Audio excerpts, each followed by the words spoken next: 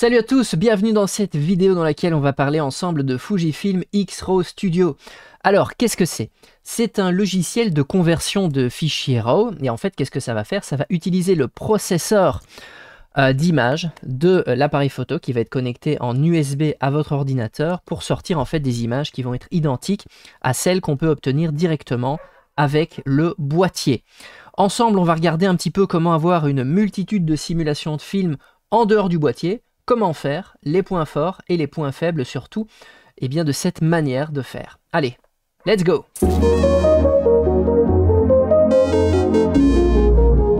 Alors déjà, pourquoi utiliser Fujifilm X-RAW Studio? C'est assez simple en fait. Si vous voulez appliquer une simulation de film custom à une de vos photos, eh bien vous allez avoir deux options pour le faire, deux moyens de le faire. La plus connue, c'est forcément d'aller chercher une simulation de film, par exemple sur Internet, ou alors de la créer vous-même, et de directement la mettre dans le boîtier. C'est relativement facile, et ça va vous permettre de créer directement via le boîtier un JPEG avec cette simulation de film. Le seul problème de cette méthode, c'est que forcément, vous êtes limité par une simulation de film avec une photo perso. Ça, c'est un petit peu le point faible. Alors oui, il y a moyen via votre appareil Fuji de réaliser un bracketing de simulation de film, mais les simulations là seront basiques, pas personnalisées. On est vraiment sur quelque chose de basique.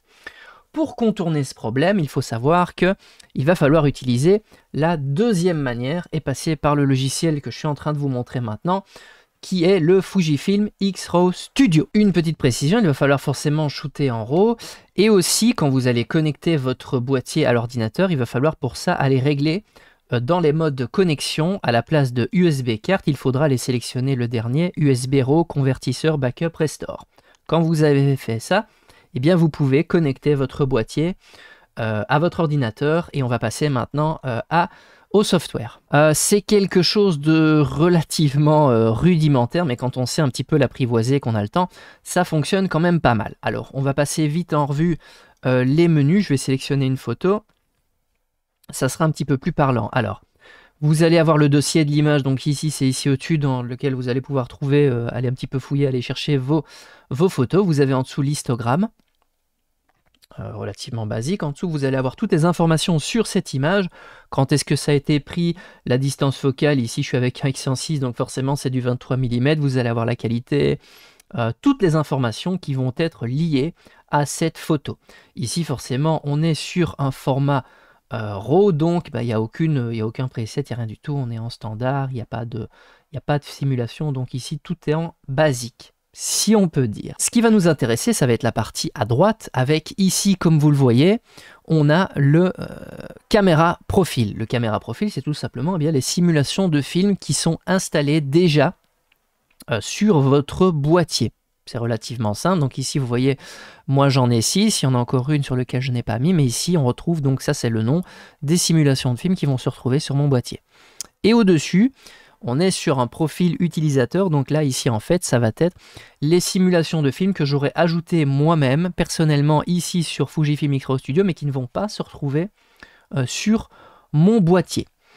Alors, pour appliquer une simulation de film perso, c'est relativement simple. Ici à droite on va retrouver, comme je l'ai dit, toutes les simulations de films custom avec leur nom. Par exemple ici j'ai cette photo de cette magnifique vache. Si je veux appliquer le noir et blanc que j'ai créé sur mon X106, je vais cliquer sur Black and White, et automatiquement, tac, la photo a été transformée avec les paramètres que j'ai indiqués dans mon Fujifilm X106. Donc on voit que j'avais mis Arcos, filtre vert, j'avais un petit peu changé ça, j'avais pas mis de grain, j'avais mis l'effet chrome fort, etc. J'avais réglé un petit peu la balance des blancs, j'avais été également corriger les tons lumière, les ombres, et voilà. Et on voit en fait que tout simplement en cliquant là-dessus, eh bien, cette image a été transformée en noir et blanc. Si par exemple on veut dire ok, ça me paraît d'être ok, je veux la convertir et en créer un JPEG, dans ce cas-là, on va tout simplement cliquer ici sur conversion RAW, tac, ça va le faire, et vous allez voir que ça va apparaître en dessous. Mon fichier va être transformé en, voilà, noir et blanc, tac. Ici, on est sur du JPEG, donc voilà. Alors, la force de cette méthode, c'est que forcément, je vais revenir à ma vache de base, c'est que si on veut faire plusieurs versions avec plusieurs JPEG, plusieurs types de simulation de film avec la même photo, ben on peut, vu qu'on a shooté en RAW, donc dans ce cas-là, si on dit tiens finalement le black and white ça marche pas trop, j'aimerais bien que tu essaies plutôt un style, voilà ça, partir sur du Kodak comme 64, hop, ok, et on voit en fait, bah là, l'image n'est plus du tout la même. On a encore un petit peu tweaké les couleurs, etc. On a bien classique chrome, faible, avec un peu de grain. On a été appliquer tous les trucs que j'ai indiqués dans mon boîtier, dans ma simulation de film. Et donc là aussi, bah, si je dis, tiens, ok, ça a l'air de marcher pas mal, on va faire conversion RAW, et hop, ça va aller générer une deuxième version. Alors les deux fichiers vont aller se mettre là où le RAW a été stocké. Et donc voilà, on se retrouve avec la même image. Ici, ben, je l'ai en noir et blanc. Et hop, je peux avoir les deux versions. Vous avez au-dessus, comme je l'ai indiqué tout à l'heure, le profil utilisateur. Donc pour ça, il faut retourner sur le RAW. Et on va avoir la possibilité d'appliquer des simulations de films custom qui ne seront pas présentes sur le boîtier. Et c'est assez pratique car comme vous l'avez vu, bah, sur le boîtier, on est limité forcément à 7. Et donc, grâce à ça, on va pouvoir en ajouter autant qu'on le souhaite. Donc, si on est motivé, on peut en créer 10, 20, 30, et on peut vraiment démultiplier les simulations de films. Et donc, c'est vraiment ça, la force de ce logiciel, je dirais. Donc ici, par exemple, je vais appliquer Fujifilm Négatif que j'avais créé, je ne sais plus trop quand, pour un petit peu tester ça, sur mon ordinateur. Hop, voilà, il est allé la créer, et là, c'est le même délire. Si je veux transformer ça en JPEG, hop, je clique là-dessus, conversion, et voilà, j'ai ma troisième version avec cette même photo. Alors, comme vous avez vu, c'est relativement simple. On peut aussi encore aller personnaliser les choses. Si par exemple ici on se dit ouais bah finalement le grain je veux pas qu'il soit faible, je veux qu'il soit fort, on peut aller corriger. Comme vous voyez à chaque fois ça prend un petit peu de temps, mais il va tout à fait le faire. Si on me dit tiens les tons et lumière finalement, bah, j'aimerais bien que tu le mettes à, je sais pas moi on peut essayer par exemple plus 4, voilà. On voit il l'a fait. Et si par exemple on se dit tiens ça a l'air de pas mal marcher, eh bien on peut enregistrer un nouveau profil utilisateur, on va mettre test, ok, et voilà. Ça a été créé, donc on peut repasser d'un à l'autre tout à fait facilement et on peut un petit peu regarder comme ça ce qui marche bien. Et donc, comme je l'ai dit, on va pouvoir avoir une multitude de simulations de films qui vont être présents sur votre ordinateur et pas dans votre boîtier. Alors, au niveau des plus, comme vous pouvez le voir, ça va permettre d'avoir autant de simulations de films qu'on a envie. Donc on va pouvoir jouer, tester, s'amuser, voir ce qui va fonctionner, ce qui ne fonctionnera pas, et on peut vraiment tout paramétrer pour avoir exactement ce qu'on souhaite, comme je vous ai montré. Dans les points négatifs, comme vous avez vu, c'est lent. C'est très très lent, on va pas se mentir. Parce que vu qu'on passe à chaque fois par le boîtier, c'est vraiment peu réactif et peu, je dirais, user-friendly. On va vraiment augmenter son temps de retouche en post-production. Et ça, c'est vraiment pénible et je vais être très franc, c'est pour ça que je ne l'utilise plus trop. Par exemple ici, comme je vous l'ai montré, si on veut repartir de là et qu'on veut par exemple passer du Reala Ace à voilà ça par exemple, vous allez voir 1, 2, 3, 4, 5 secondes pour passer d'un à l'autre.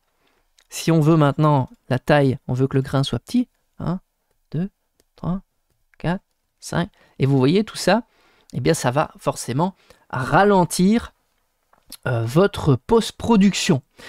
Le deuxième point négatif, ça va être au niveau ici de la plage dynamique. Comme vous voyez, ça c'est c'est un paramètre que vous pouvez aller choisir sur votre boîtier, que vous pouvez changer, DR100, DR200, DR400, et on peut même ici passer ça en oui, et donc ça va vraiment, déboucher les ombres. Ici c'est un paramètre, comme vous voyez, qui est grisé, donc ça ne va marcher que si on passe via le boîtier et qu'on va paramétrer ce setting directement via le boîtier. Quand vous passez par Fujifilm X-RAW Studio, ça ne marchera pas. Et donc voilà, ça c'est quelque chose à prendre en considération. Tout est customisable, mais la plage dynamique, vous serez bloqué à 100 si vous shootez en RAW. Voilà, c'est comme ça, il n'y a pas le choix. Moi je vais vous conseiller quelque chose. Si vous avez envie de tout paramétrer et que vous avez le temps, le courage, n'hésitez pas à passer par ce logiciel. Franchement, je recommande. Ça marche vraiment pas mal. Mais si comme moi par contre vous voulez quelque chose d'un peu plus réactif, je vous recommande quand même de directement aller les créer dans le boîtier et de shooter directement via le boîtier. Alors oui, on va avoir un petit peu moins de marge de manœuvre, mais de temps en temps, Je trouve que ça fait du bien de se sentir un peu coincé, comme quand on était en argentique, on avait notre simulation de film, on avait notre pellicule dans le boîtier, et des fois, ça va nous pousser aussi à être un peu plus créatif et à trouver des solutions. Et je voulais aussi vous dire que si vous voulez utiliser X-Ray Studio, utilisez-le peut-être plus pour aller tester les simulations de films, voir ce qui va fonctionner, ce que vous allez aimer, ce que vous n'allez pas aimer, et ensuite vous allez directement les créer dans le boîtier, et comme ça on va garder un top 5, un top 7, et on sera prêt directement à shooter avec son boîtier, on va être un petit peu plus réactif. Voilà, c'était un petit peu ma petite explication sur ce logiciel. Si vous voulez que j'aille un petit peu plus loin dessus, je peux tout à fait aller gratter dedans. Pareil pour les simulations de films. Voilà, n'hésitez pas aussi à liker, partager cette vidéo, commenter, dites-moi si vous l'utilisez, si vous l'avez utilisé, si ça vous intéresse. Et voilà. Allez, salut et à plus pour une prochaine vidéo.